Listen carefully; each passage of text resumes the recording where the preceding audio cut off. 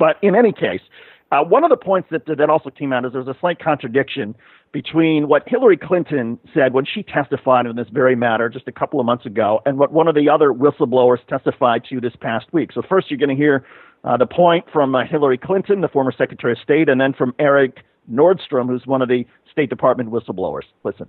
Was it because of a protest, or was it because of guys out for a walk one night who decided they'd go kill some Americans?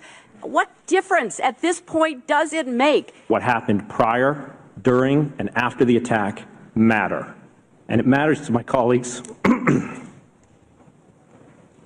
the Department of State.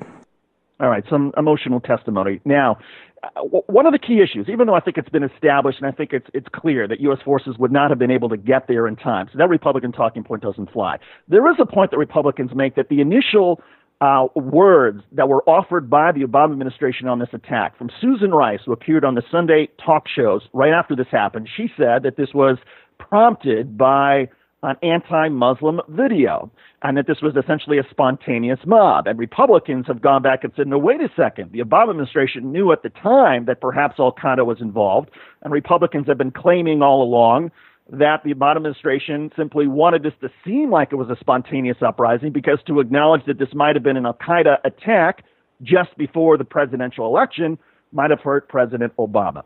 Daniel Marans, your view, does that Republican argument, does it still fly? And how do you evaluate the politics of what Republicans are trying to do? Well, David, first off, I want to say that I think that the sound clips that we just aired are especially telling. Because when Hillary Clinton testified before Congress and said it doesn't matter how Americans were killed because they were killed, at the time that became a kind of Democratic cri de coeur, in a sense, saying, you Republicans are so ridiculous, you're trivializing American lives. Well, at the time, there were very, very legitimate questions.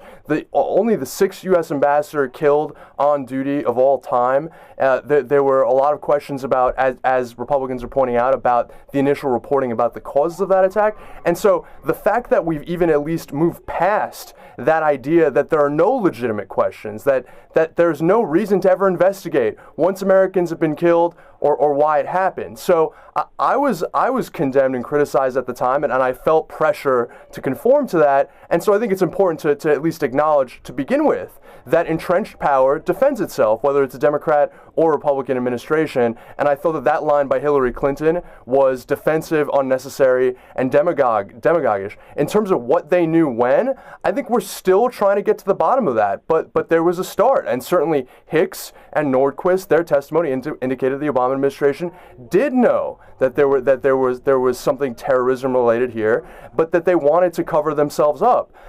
Now, here's the problem, David. Here's the problem with this entire discussion, is that it's a little bit like The Boy Who Cried Wolf. To the extent that Fox News has been the organization that has been driving the demands for more transparency and more answers on Benghazi, they've turned it into some kind of a witch hunt, implying that this was a deliberate plot by the president, maybe even to collude with the terrorists. I mean, it's just been insane. What it really probably was a case of sort of typical bureaucratic incompetence and stonewalling, and an attempt by administration that had an election just a couple months later to cover up any potential blame for that. And I would say that they did that actually quite successfully with the help of the Republicans and the far right, who were exaggerating the potential problems here.